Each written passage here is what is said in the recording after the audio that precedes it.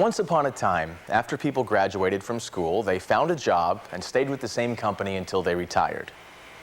Work isn't like that anymore. We can still expect to spend 40 or more years of our lives working, but now most people have many different jobs over their lifetime. Experts predict that people starting their careers now will have 8 to 12 different jobs before they retire. How will this affect you? Each of these jobs will present opportunities. Opportunities to earn money and benefits, build experience and strengthen skills, learn new skills and expand knowledge, and opportunities to advance your career. Each job will also present challenges. Will you be able to do the work? Will you get along with your supervisor and coworkers? Will you be able to balance your work life and your personal life? No job is perfect, but your ability to succeed on any job is mostly up to you. So make the most of your job opportunities. Learn to meet challenges and overcome them, and advance in your job or change jobs for greater career success. Employer surveys have identified 3 top reasons why people lose their jobs or fail to get ahead. 1, they don't follow directions or get along with their supervisor. 2, they work too slowly or make too many mistakes. And 3, they're dishonest. Let's start with number 1. Getting along with your supervisor is critical to your success on the job, and following directions is a big part of it. Let's consider these options. Looks like it's gonna be a great day. Not too hot, not too cold. Yeah, but it'll sure beat the rain we had yesterday. Mrs. Johnson in Maple Bluff wants another spruce tree in her yard. So take one of those 4-foot B&Bs and get to it first thing, before you head over and do the Taggart job. Okay? Okay, boss. Isn't our afternoon job in Maple Bluff too? Yeah, I think you're right. Then let's do the Taggarts first. We'll have that spruce in by early afternoon. That should be good enough for Mrs. Johnson. Yeah, sounds good. Let's get going.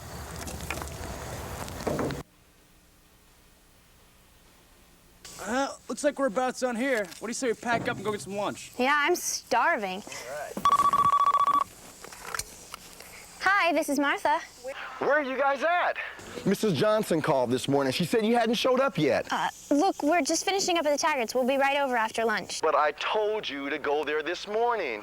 She's got an outdoor wedding this afternoon. That spruce has got to be there.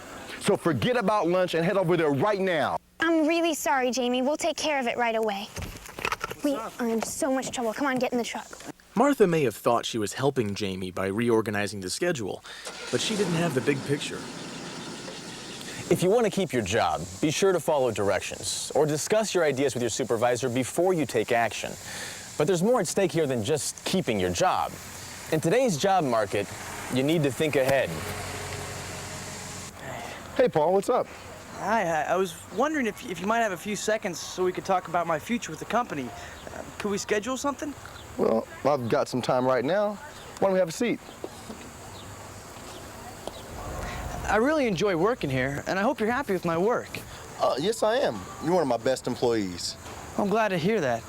Hey, I was curious, is there any way I could move ahead in the company or get a promotion? Let's see, I'd have to talk with one of the owners. I was also curious about seeing if I could become a certified master gardener. Are there any kind of training sessions coming up I should know about? Yeah, there are. There'll be evening classes starting in September. No, I'm really glad you want to stay with us and grow on the job. I'll talk with Mr. Randall and we'll see what we can come up with. I'll let you know something by the end of the week. Great. Thanks a lot, Jamie. I really appreciate this. No problem. Experience shows that if you can't get along with your supervisor, you can't succeed on the job. Why don't you take a few minutes and think about your own experience? Do you follow directions? Are you friendly and respectful toward your supervisor? Have you asked him or her how you can get ahead?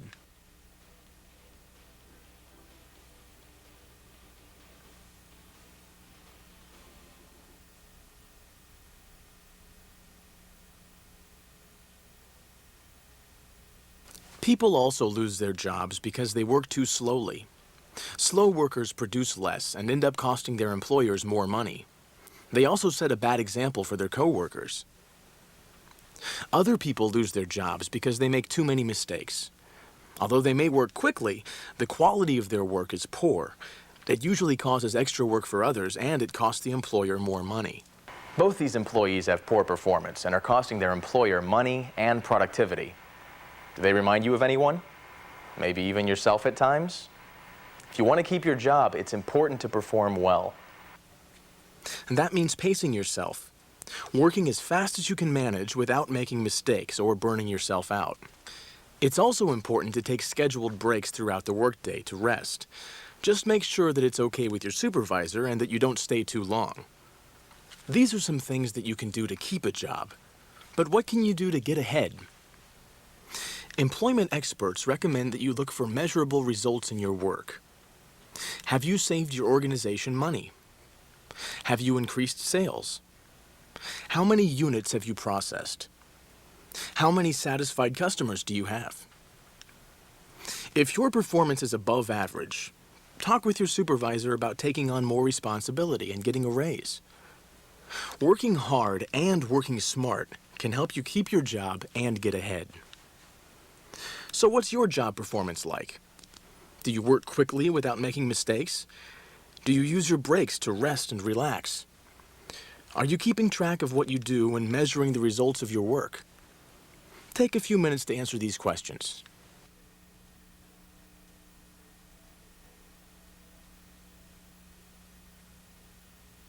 Dishonesty is the third major reason for losing a job, or not getting the job in the first place. There are many different ways to be dishonest. Hi, this is Marcy Long from St. Mary's Hospital. Is Bob Fram in? Hi, Bob. I interviewed Roger Sheldon for a managerial position. I understand he managed computer support services at your company for 3 years.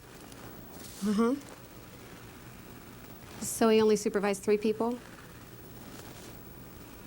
And he was the assistant manager? Okay. Well, thanks, Bob. I think I have all the information I need. Weedex will get rid of all the broadleaf weeds in your lawn. I've got 2 small children and a puppy. Will it harm them? No. It's perfectly safe. Angie, would you help Jerry in the back room, please? Sure. I'll take over here. Weedex will do a good job on those weeds, but you should keep your children and pets off the area for 24 hours after spraying. Thanks for stepping in. I can't believe she lied about something that important. I do apologize. She's a new employee, and I'll be sure to talk with her so it doesn't happen again. Well, what do you think? What do you think you want to do tonight? I tell you, there's a great band playing at Champs tonight. It's called Small Good Thing. I've been up there. They're awesome. It's a trio band with a lady singer. Excuse me. Yeah, well, we could meet at Allen's if you'd like. Actually, if you could drive it, it'd be great. I got this new CD. You really need to check it out. My shift's over now, Mr. Servison. I'll see you tomorrow.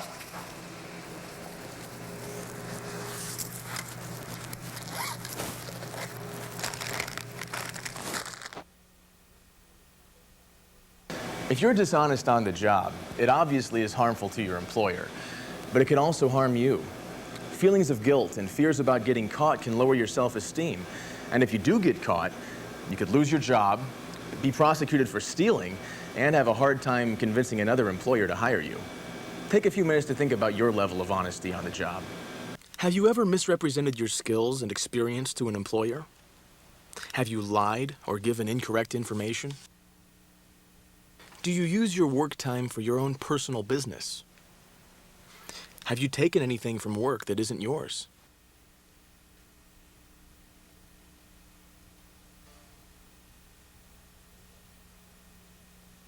We've talked about the top 3 reasons people lose their jobs or fail to get ahead, but there are many other reasons too. These can include reliability, attitude, personal situations, relationships with coworkers, and your appearance. Let's talk about these more closely.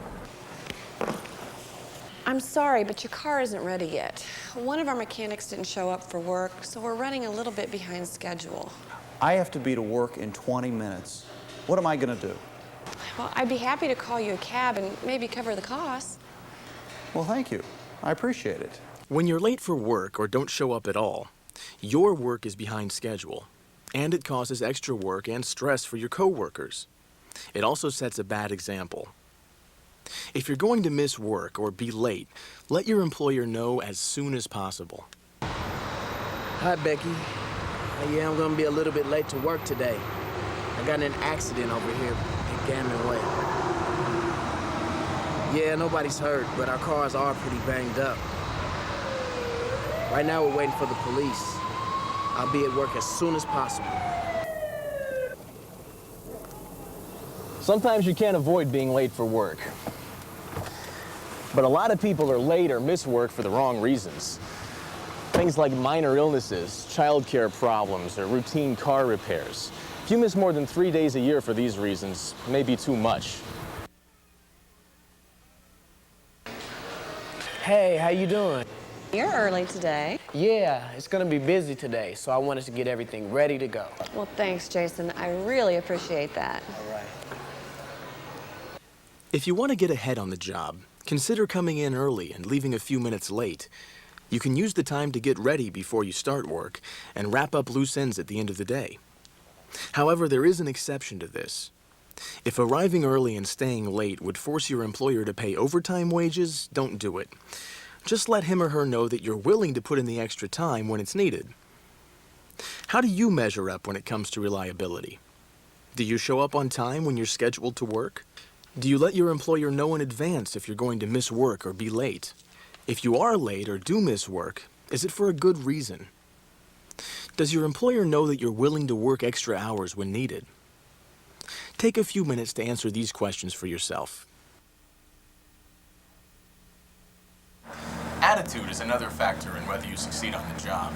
Frequent complaining and criticizing won't get you anywhere.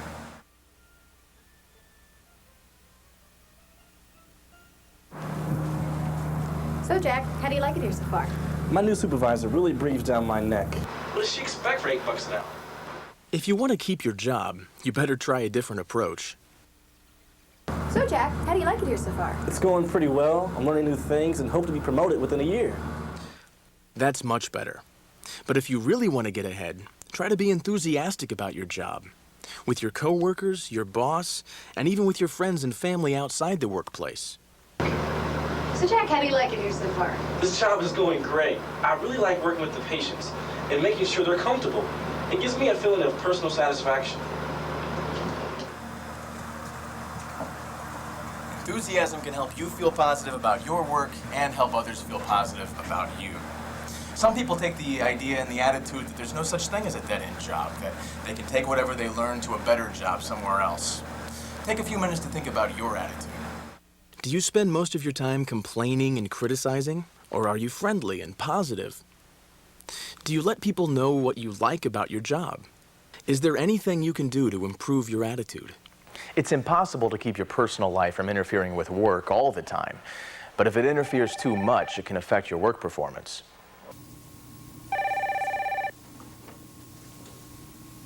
Hello? Hello, Terry? Yeah. It's Jay Severson. I got concerned when you didn't show up again. Mr. Severinson? Oh, I'm not feeling too good. I meant to call in, but I guess I must have overslept. Terry, I'm concerned because you're missing so much work. And even when you do show up, you're either tired or not feeling very well. I'm sorry. You know, I really like my job, but I like to go out with my friends, too. I'll try to do better. Well, I hope you do, because you're just missing too much work. Listen, if you've got a problem, maybe we can refer you someplace where you can get some help. Otherwise, I'm going to have to let you go. Listen, come in later on today and we'll talk about it, okay?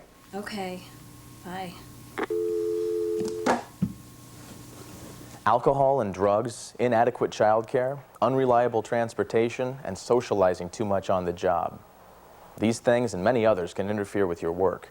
It's your responsibility to set boundaries and take care of your personal life on your own time. Alex, I need to make a telephone call, so I want you to color and not talk to me until I'm done, okay? Okay, Dad. Thanks.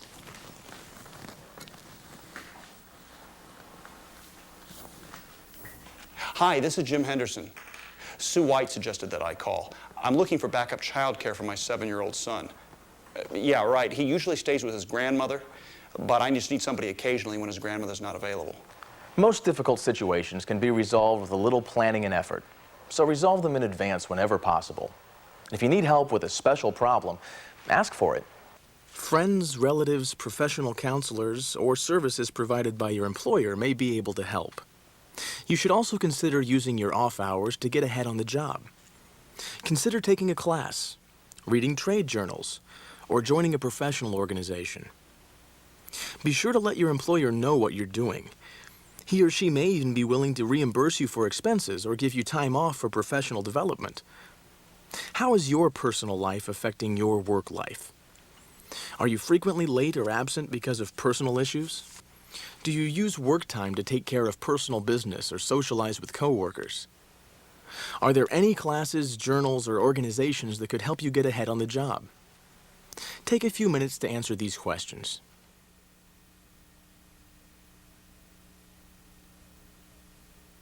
Can you believe what Ken said at the meeting today? I know, what a complete idiot. I can't believe that guy's our boss. If you want to keep your job, be friendly and helpful toward coworkers, but avoid people who gossip, criticize, and complain a lot. They can only drag you down. Now, if you want to get ahead on the job, build relationships with successful coworkers and use them as role models. Hey, Joanne, congratulations on a promotion. Thanks. Is there sometime we could get together next week to talk about the secrets of your success? Sure. How about Monday, say 12:30? That sounds great. Great. How are your relationships with coworkers? Are you friendly, polite, and helpful? Have you built relationships with successful coworkers? Do you avoid negative coworkers? Take a few minutes to answer these questions.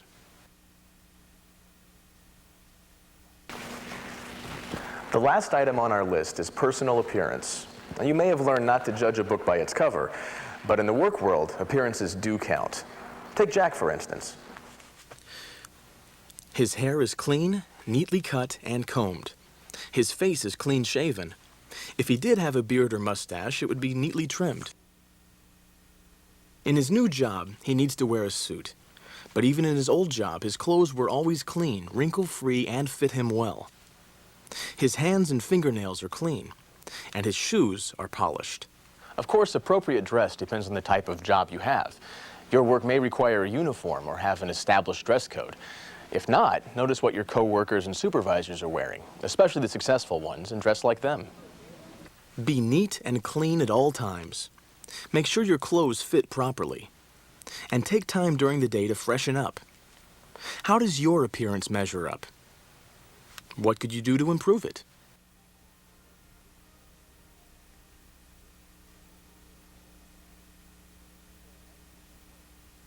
There are many different ways you can fail or succeed on the job. Relationship with supervisor, job performance, honesty, reliability, attitude, personal life, relationship with coworkers, and personal appearance. Some of these ideas are old and some are new, but they're all part of what it takes to succeed in today's changing job market.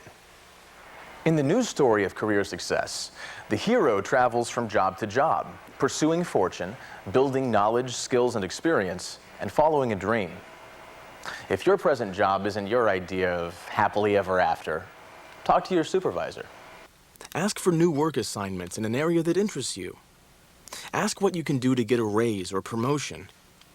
Ask for further training. The job security our parents had doesn't exist anymore on most jobs.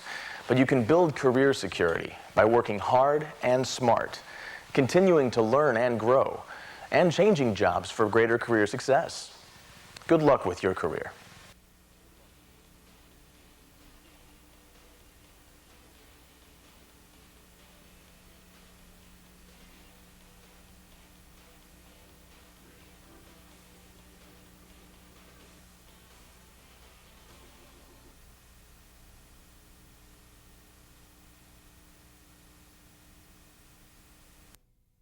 I would encourage everyone to really stop for a minute and ask themselves, if you were the employer, this were your company, what do you think you would consider to be of importance?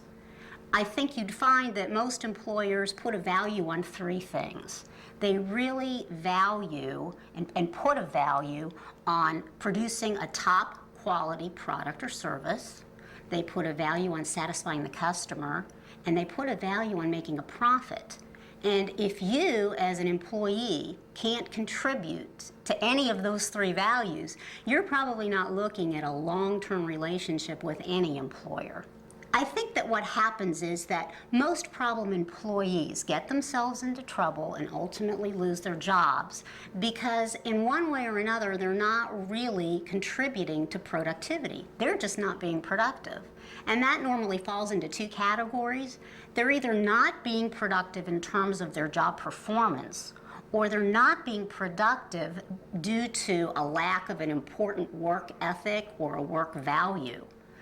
Now, either way, if you're not being productive, you're costing that company a heck of a lot of money in terms of loss of productivity, loss of efficiency, loss of supplies and resources and other things, not to mention the impact that your crummy performance has to do with other employees. They may be waiting for you to complete your portion of the project, and your mistakes are holding them back. Now, the top two reasons why people get fired when it is related to job performance are, number one, they either make too many mistakes, or they work too slowly, or they don't get along well with their supervisor. They don't follow instructions. They don't take directions well. And, you know, I think I would caution really any employee who's getting feedback early on from a supervisor or even maybe from a coworker that they're doing things wrong to take care of that and address it sooner rather than later. What I would do and what I would recommend is that you request a meeting with your supervisor or maybe your team leader and find out where you're going wrong. What I found is that particularly with new employees, sometimes they can be so overzealous and they want to do such a good job that they get nervous. And if they're having a problem following directions, many times it's because they're not properly listening to those directions. So again, there's some common sense things that you can do. First of all, concentrate. Get rid of any background noise if you can, and really concentrate on your supervisor who's giving the directions, or perhaps it's a team leader or whoever. So concentrate. Secondly, listen to the words. Listen to what is being said to you. Thirdly, if something's being demonstrated, if it's a procedure, for example, watch very closely. Observe what is being done. Then you want to ask questions. You want to clarify. You want to make sure that you're understanding the directions correctly and that you've got it right. And most importantly of all, you need to follow up. You need to do it. I mean, all of the directions in the world aren't going to help you if you don't take action and do the procedure that you've been entrusted to do. Now, if the problem is that you're not getting along well with your supervisor, then there's some common sense do's and don'ts that you can take a look at to help you improve your performance. For example, don't fight, argue, or blame your supervisor. That's not likely to get you anywhere but probably the unemployment office. Secondly, some do's, you do want to take initiative. You want to take responsibility. You want to let your employer know that you are interested in advancing, that you're interested in helping out the team, and that you'll do whatever it takes. So you want to be positive. Not only aren't you going to lose your job, but if you implement those kinds of things, you're probably going to advance and be promoted on your job. The third reason why people get fired is due to something real obvious called dishonesty. And what I found is that people can be dishonest in a variety of ways. The real obvious thing is that they steal product or they steal cash. But more subtle, sometimes people get into trouble because they use poor judgment. They may be well-intentioned, but they don't reason things out all the way. Getting back to the obvious way, the theft, there was a recent survey that I read that demonstrates that employers lose $60 billion a year due to employee theft. And that is a heck of a lot of money. And again, if you were an employer, do you want to hire an employee who's going to steal from you? I don't think that you would. Now, the more subtle ways of dishonesty, as I mentioned, people not making the right choices, how do people fall into that? They don't mean to, but many times they don't reason through their actions. For example, they may violate a company policy because they don't really think through what action that they're taking. A bagger, for example, in a grocery store, it can be company policy that you're not permitted to accept tips. And yet, as they're taking somebody's groceries out to the car, somebody gives them a tip and they accept it. Well, ultimately, over time, that catches up with them. They get in trouble and they lose their job. Did they mean to do wrong? No, but they didn't reason things through. Again, there's some very common sense things you can do that will prevent you from getting in trouble. If you're not sure that your action is right, think about these three things. First of all, number one, obviously, is it legal? If it's not legal, then you shouldn't be doing it. Number two, if you're not sure about an action that you're about to take, you might want to ask yourself, you know, what would others think? What would others think? What would the whole world think if they knew about this action I'm likely to take? If you're uncomfortable with the answer that you get to that, you probably need to reconsider. And the third thing that you can do is, again, put yourself in the position of the employer and ask yourself, how would you feel if that action was being done to you? And very likely, if you stop and reason through your actions before you do it, you're going to have a better sense whether that makes sense for you to do. And hopefully you'll keep your job. Factoring into that is how somebody can get along with their coworkers or not. And very often, considering the employer's perspective, the way that an employee gets along with coworkers is often an indicator of how well they get along with customers. So you want to be careful about that. You don't want to come into a new job and give suggestions on how you need to change everything. You don't want to talk about the way things were done at a past employer. If it's really an improvement that you're trying to generate, be patient and take your time. That will help bond you with your coworkers and will really make for a better working environment. You need to be a team player. And if somebody does you a favor, if they're covering for you on a shift, for example, you need to return that favor. People don't like to work with chronic complainers, and they don't like to work with people who are uncooperative. And so again, think through your actions before you take those actions, and you're likely to get along very well with your coworkers as well as your supervisors. Things like reliability and dependability, what the employer is really concerned with is, are you going to show up every day on the job and do the job? Again, it's tied into that level of productivity. They want somebody who is going to be dependable. And if you're chronically 10, 15 minutes late, what you're saying is, you can depend on me some of the time, not all of the time. That also goes with being punctual, with extending breaks, with taking advantage of break times and lunch hours that are given. An employer, when they're asking you questions that speak to your reliability, are really asking the question, can I depend upon you to do the job? And if the answer is no, what they're also going to reason from an employer's point of view is, I would rather cut my losses early rather than later. Other values in the workforce, such as an employer's concern about how you handle your personal problems, how you problem solve. Again, what they're really asking is, are you a team player? Can you handle your problems on the outside so that you're going to come to work and be focused on your work, or you're going to take baggage with you into the workplace? So that's really what an employer is asking. A positive attitude really is indicative of a person who is very self-reliant and takes responsibility. It generally means that this is a person who will be held accountable, who takes their job very, very seriously. A person with a positive mental attitude is not only easy to get along with and usually makes friends easily, but it's also someone who really takes their job very, very seriously and doesn't want to make mistakes. They don't try to assign blame to others. Someone, on the other hand, with a negative attitude is someone who will blame others for mistakes, and when they do have success, they will attribute it to luck. So an employer is looking for someone who is self-reliant and self-directed, and that is generally somebody with a good, positive mental attitude. Appearance is another indicator of how you feel about yourself and how you transfer those feelings into your job. If you're showing up for work in crumpled clothing, or looks like you slept in it, or you're not well groomed, what are you really saying there? You're saying that you don't care enough about yourself to make yourself look presentable. Therefore, is that how you're going to be on the job? Are you going to present yourself that way to customers, for example? If you're lazy in appearance, are you also lazy about performing your job?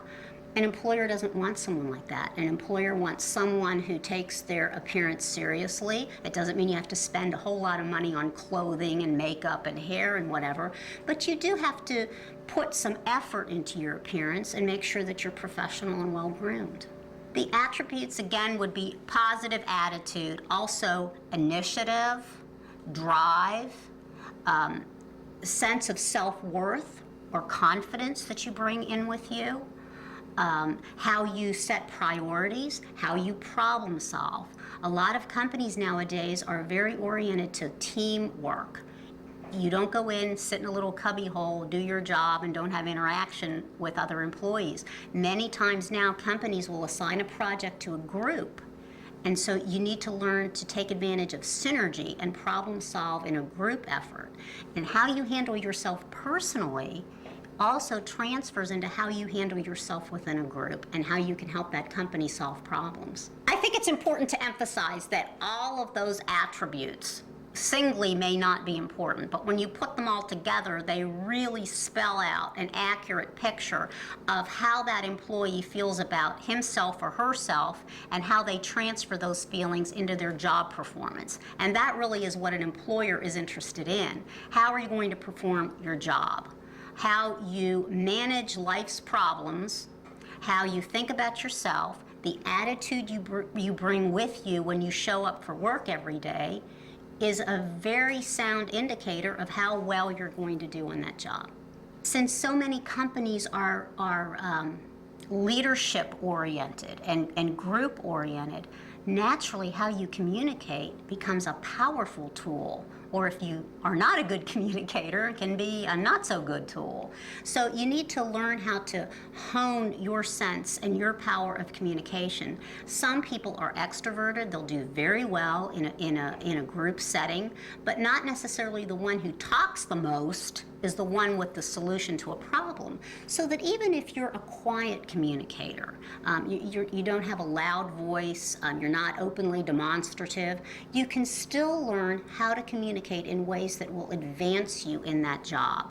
For example, you may come away from a group meeting and not really contribute in that group, but during some alone time or some downtime, you may come up with some very good ideas. Make sure that that is communicated to the other group members or to a supervisor or to a team leader. How we communicate with supervisors and how we communicate with coworkers is tremendously important. And so I would encourage anyone who's entering the workforce or changing jobs within the workforce to really take measures to learn how to communicate in a better way. And there's always ways that you can improve. Take classes.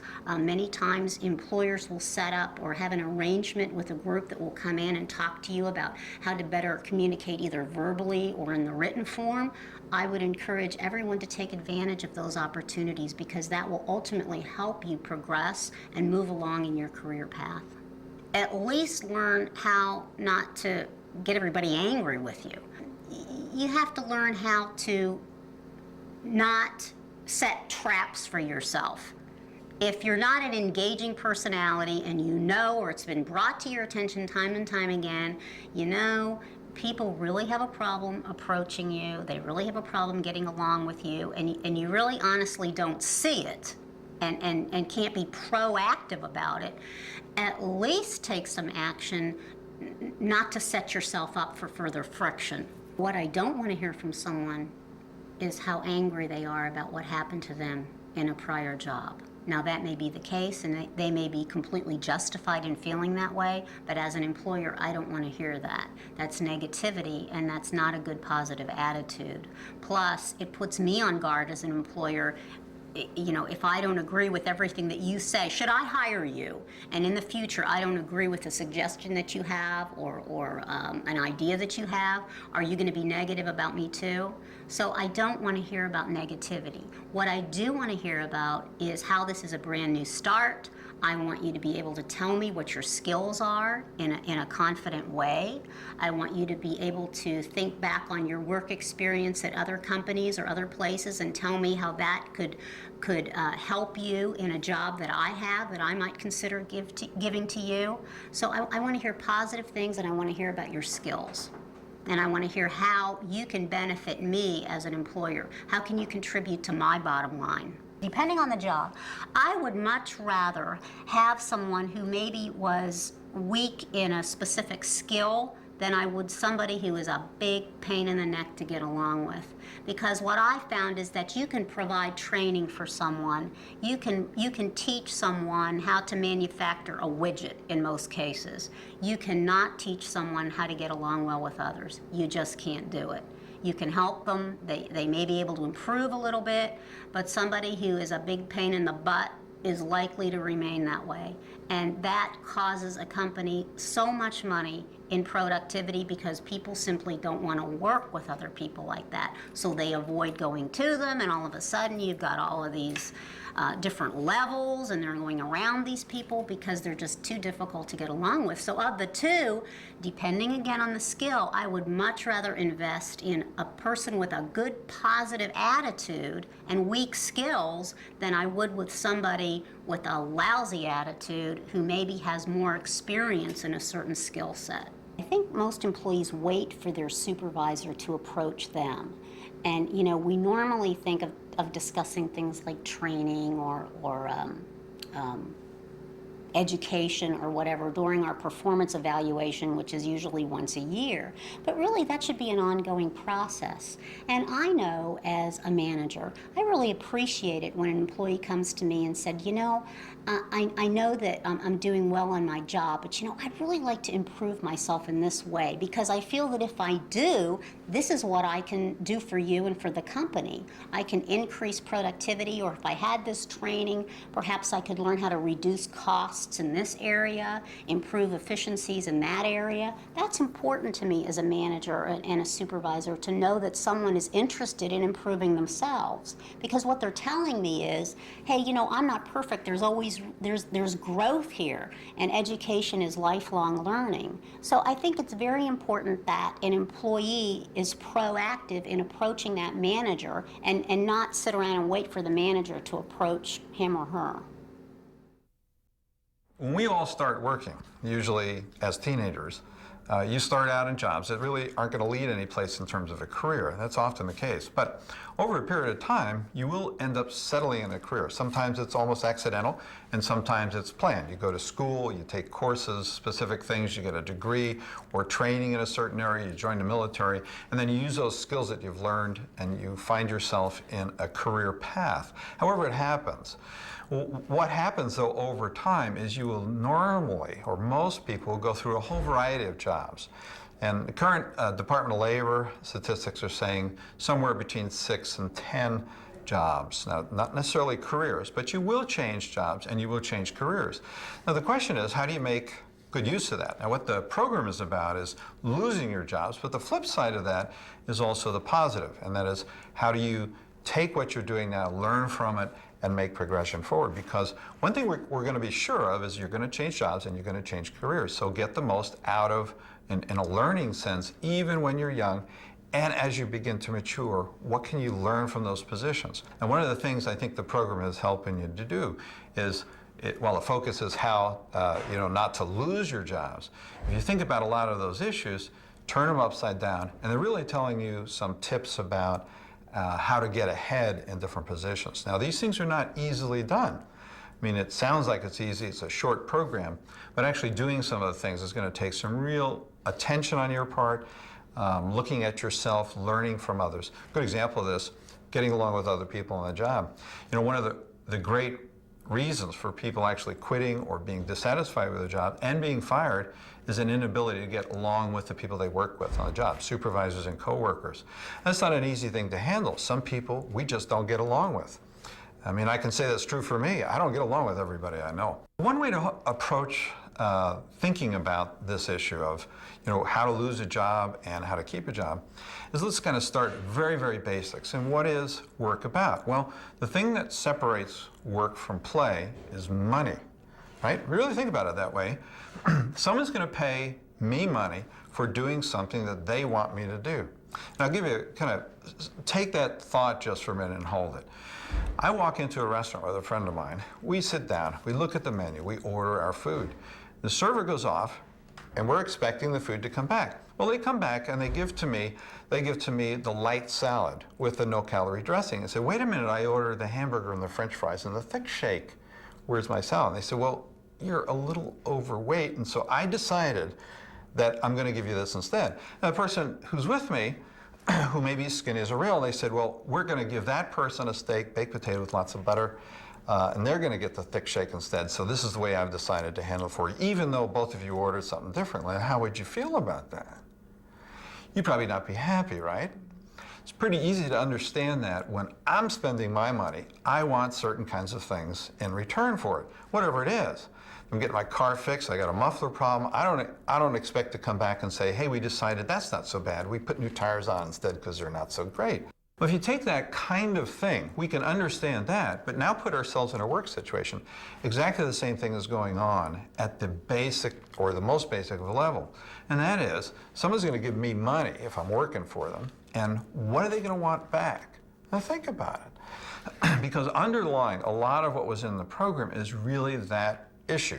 So let me give you some examples. If you're not being productive, however it is, you're coming in late, you're missing days, you're a little slow, you make errors.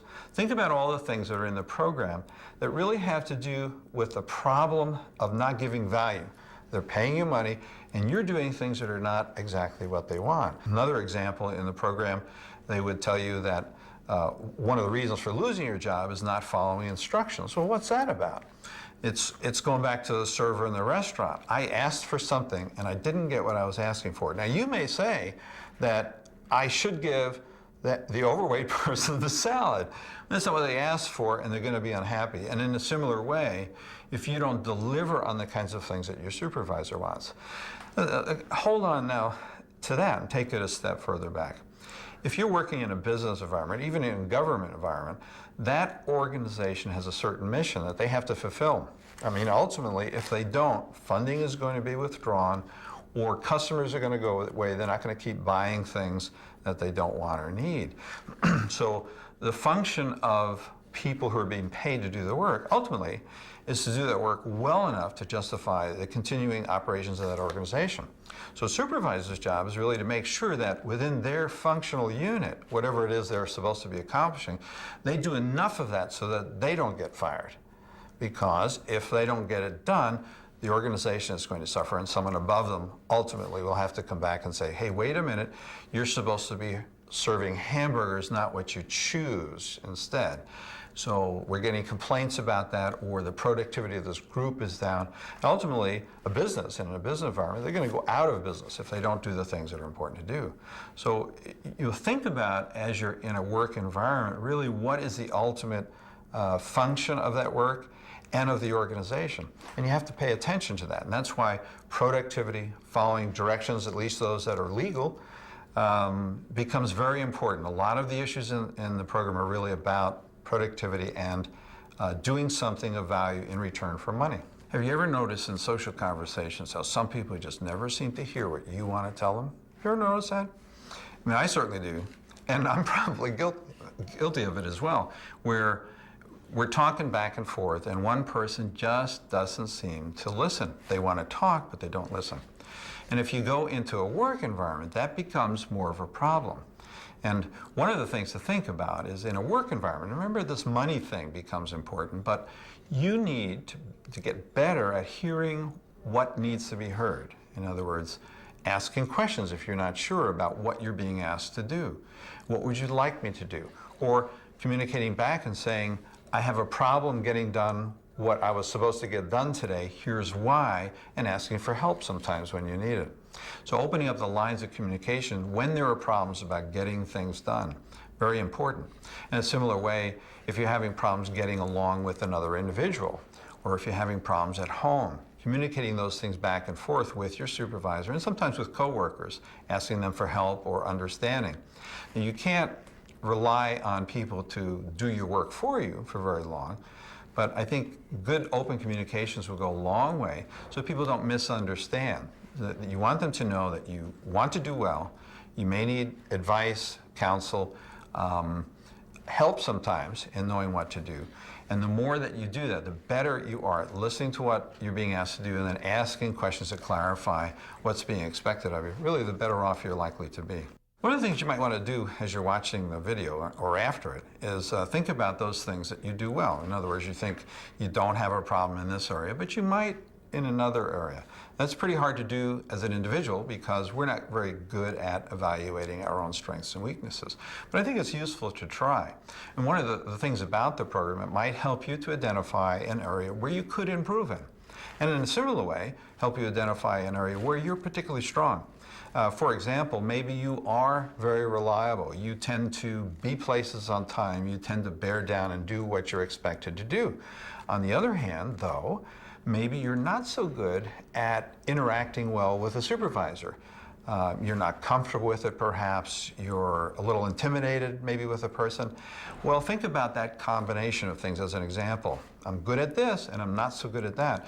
Well, what might you do about that? Well, one of the things you could consider is working on getting along or communicating better with your supervisor. Go out of your way to talk to that person, ask them questions, ask them what you could do to help them in their job, making sure that you're doing the things that are most important. If you want to get ahead, actually, one of the things about the research will tell us is that getting along with our supervisors and communicating with them and doing the things that they want will help us enormously. Lots of people who are very productive really aren't noticed very much. They're taken for granted over time. So again, in this particular combination of things, listening, communicating, going back, and trying to deal a little bit better with your weaknesses, but also taking your strengths and accepting them for what they are and using them, getting more out of them. Lots of times in a work situation, there are things that just don't seem to be very important to us, like how we dress and groom. Why should that be important? Would be a good example of that. Now, some of the things in the program have to do about productivity, and you can see how that would be important to an organization or a supervisor and why you need to pay attention to getting work on time and those kinds of things. But some other things, and I think appearance is a good example of this, is that why should anyone care? Why should it make a difference? Well, let me go back to another point, and that is, during the interview, what actually happens is if a person walks in and they have problems with their dress and grooming, it might not be that they're groomed poorly or dressed poorly, but they're dressed or groomed inappropriately for the kind of position they're looking at, right? A little too flashy or maybe a little too conservative. If you're looking for a job as an auto mechanic, you might not want to come in with a tie or a formal dress, you know? So it's not always that they're poorly dressed, it's just inappropriately well. So what happens as at the interview level is if an employer notices something awkward about this person, that they're unlikely really to be hired in the first place for a particular position. That's the way it works. And you can say that's unfair, but that's the way it is. Now, so there's some screening before you even get onto the job. And I think the people with the most inappropriate grooming or the worst dress usually don't get hired to begin with. So if you're there already in a position, the odds are good that you're not going to get in a lot of negative water or a lot of negative trouble because you're dressed and grooming. You're probably going to be okay. So why is it important at all? Well, it ends up being important because if you dress a little sloppy or if you groom a little inappropriately, the perception of you by your coworkers and by your supervisor is really not as positive as it might be. Now, it might not end up getting you fired in that situation because it's not too bad, but what it will likely do, you'll get a little less attention for promotion. Your supervisor might offer you just a little less support and encouragement to go get a little more training or to take on more difficult projects. So over time, that really can affect you. You can say that that's unfair. You just sometimes have to accept that this is the way things are. So if you want to get ahead, one very simple way to look at this is look at your supervisor and that type of role. And if you want to move ahead in an organization, try to dress and groom at least as well as they do.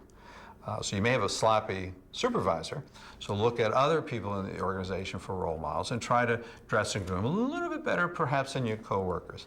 And the odds are good it'll help you in a small way, not necessarily a primary way because there are a lot of other things going on, but it'll probably help you in a small way to move ahead, or at least not being kept back. Over time, as you change jobs and you move through different situations, you're going to find some work environments you just don't like.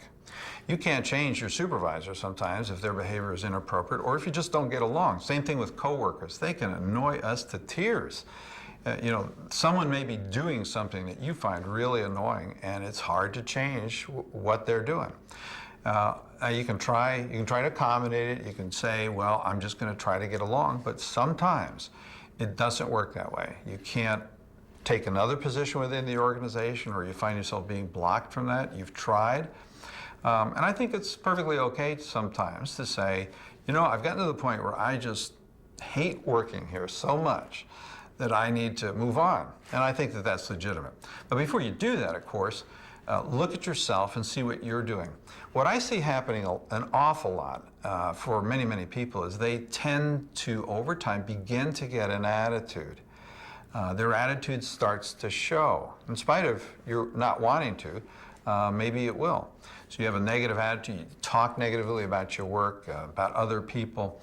Well, these things seem to become worse and worse. The more you talk about it, the worse you feel about it. And then people begin to respond to you in a different way. Well, if that's going on, I think you need to examine yourself, because if you're doing it here, you might well do it somewhere else. But sometimes it's not just you. It is what's going on in the organization, and you can't change that. And it's perfectly okay to move on. Now, one of the suggestions here is, though, do your best so that you're not fired.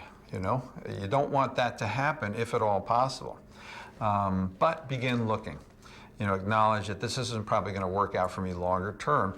Much smarter to start looking earlier. But when you leave in as positive way as you can. You want to leave behind people not knowing that you have a negative attitude towards other people. I mean, what's the point? Just move along. You have your life to live. And if you want to leave those other negative people behind, that's fine. Do that, but don't make them mad at you. There's just no future in that. Sometimes you're going to lose your job, or at least some of you will, and it doesn't really seem to have anything to do at all with you. Sometimes your boss has asked you to do something inappropriate, and you say, I'm not going to do that. And I would say more power to you if that's the case. In other cases, maybe a business or an organization is having layoffs. It really doesn't have anything to do with you. They're having business problems or money problems, or if you're in a not-for-profit organization, funding has been removed. Well, does this make you a bad person? No, I don't think so. A lot of people are very afraid because they've lost their jobs for those kinds of reasons, and the truth of it is that you're going to go out and find most supervisors that you're going to interview, they've had similar things happen to them. They may have had interpersonal conflicts with another supervisor, you know, with someone that they used to work for.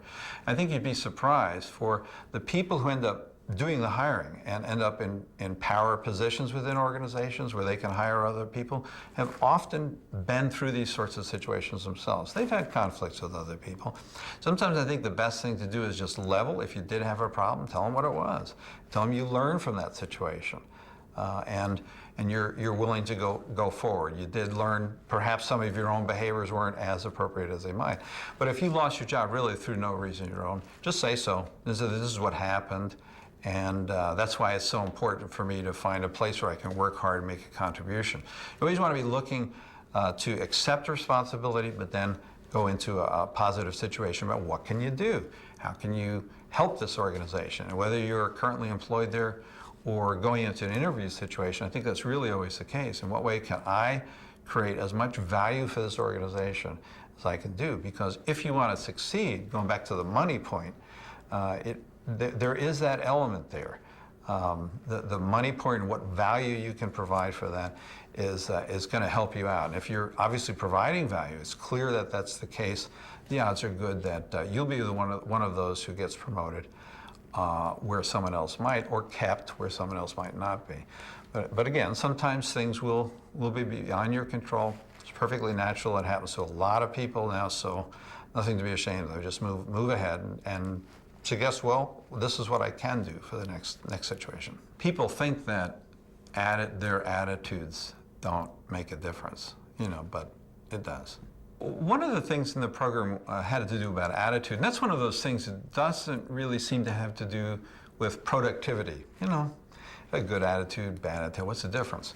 But what you'll see in a work environment, you think about it, any place you've ever been, there are people around who are positive, and there are people around negative. Now, some of those positive people are not necessarily that productive, and some of those negative people can be getting a lot done. So where's the problem here? What I see happening a lot of times is that people who are negative, the reason that they're doing that, if you really think about it, they're finding ways to not accept responsibility. They're saying, well, that person over there is doing a rotten job. Did you see Frances? She came in late again today, They're often just negative people. Now, why could that be a problem in a work environment? Well, over time, they're criticizing. They're saying, this is a rotten place to be. It's too hot in here. They ought to do this and that. Well, they're never talking about what they themselves might do to make the place a better place to work, or what they themselves might do to solve a problem, do they? Usually it's the negative people, they're the ones who are not making any positive changes. So think about the effect of that on our organization over time. You have other people in a team, because really in most of the situations we work in, we are part of a team. And so having a person who's griping, complaining, being negative, it tends to affect the morale of other people. We resent those people who don't do what they're asked to do and complain about it more. They may be getting the work done, but it's just harder to be with them. So if they're part of our teams and we're not like that, we begin to resent that. And if you look at what's going on over time, let's go back to the productivity, the basic money issue is, it really can affect the productivity and the morale, if you will, of that little work group. And so the supervisor's job at least should be to come in and deal with that and saying, look, you're causing problems. You're taking my time for something that really isn't very productive here. You're ruining the work environment for other people. And usually it doesn't happen that clearly. But what happens over time is you build up some bad will among other people, and then the people who are negative wonder why they don't get promoted. And of course now they're complaining about that too. But very often we do it to ourselves. So what I would suggest is, in a work environment, first stay away from the negative people. You probably can't change them if they're really like that. Let them go their own way. Hang out with people who are more positive. So if you look at the positive side of that. And really, if you are feeling some negative things, try to be as positive as you can. Try to focus on what you can do to make the environment better, even talking to your coworkers informally. Because if you get into that negative mode, it's hard to get out of it. You all kind of feed on that, and before you know it, your performance as a work group suffers, and other people will notice. It is a fact over time that your performance will suffer as you're being negative. So it does matter. I think it's important to try your best to be as positive as you can. But if the work environment is negative and you can't change it, maybe it's time to move on too. Some of the things in the program, in terms of not losing your job, really have to do with trying, as well as you might, to balance your issues outside of work with your issues inside work, and not allowing them to come in and affect too much what you're doing at work. But the truth of it is, we're all people, and work isn't the only thing we do. And I think smart employers now are beginning to understand that driving people to work, end up losing their best people very often. I've been in environments where people are expected to work 60 hours a week, and I'm not sure that they get more done than someone who's smart but working 40. You know what I mean? So sometimes an organization is a little sick. They think that working more hours equals being more productive. But if a lot of that time is really wasted, frenzied, and running around time, what difference does it make? And I've seen those same organizations, you come back to them 3 or 4 years later, and sometimes they had big business problems because the dopes, who were driving the whole thing really didn't get that it wasn't just about, each quarter showing more profits or whatever. It had to do with the ability to sustain in an intelligent way what they were doing over a longer period of time. They forgot about that or just didn't understand it at all. Things started falling apart. Nobody could understand why. I think part of it is bringing a certain amount of balance to a work environment. Now that means compromise on our part as workers, trying to understand what an employer expects of us. That means not expecting for ourselves to go and spend an hour on email every day or going out and checking the recipe sites during the day. This is a big problem as time's going along. More and more people seem to do that. Is that honest? Isn't that a form of theft? Well, yeah, it is. It's dishonest. So now you're doing that, and your productivity suffers a little bit, doesn't it? And what about someone who's talking to their kids all day, because of problems with that? Well, usually that's just because that person hasn't managed their personal life very effectively. As I say, sometimes there are going to be problems, and you have to deal with them. You have to leave, you have to go to school, you pick up a sick child, whatever. Those things are going to happen. But as much as we can, we want to organize ourselves so that those things are not a big problem. And if they are, then why not think about going into an organization, changing our jobs or our expectation for work, so maybe we're not working as many hours if that becomes a big problem, Or maybe we can work at home. One of the things that's been happening over the last 10 years is a great increase on people who are working out of their homes, for example. Well, part of that has to do with it's a lifestyle decision. They can't find a work environment that requires them to work 40 hours a week that's going to work out well for their home situations, their family situation. I think we all need to look at ourselves and what is it that's important in our lives. But once we're in an environment where we're expected to work, then you have to try as hard as you can to meet those kinds of basic expectations of that employer. Because if you don't, again, it will hurt your ability to remain employed and or move ahead and succeed in that environment. Now, if you're in an unhealthy environment where the demands are just not appropriate for what it is that's important to you in your life, I think maybe it's time to move around within that organization if it's a problem with a supervisor, or move outside the organization. So you have in your life that you have, if you're looking for less stress, it may be that you trade off and say, I'm going to take less money. If you want more time, then you may have to trade off some of the responsibilities that you're used to having, or making a career change so that you can have a little more freedom or flexibility.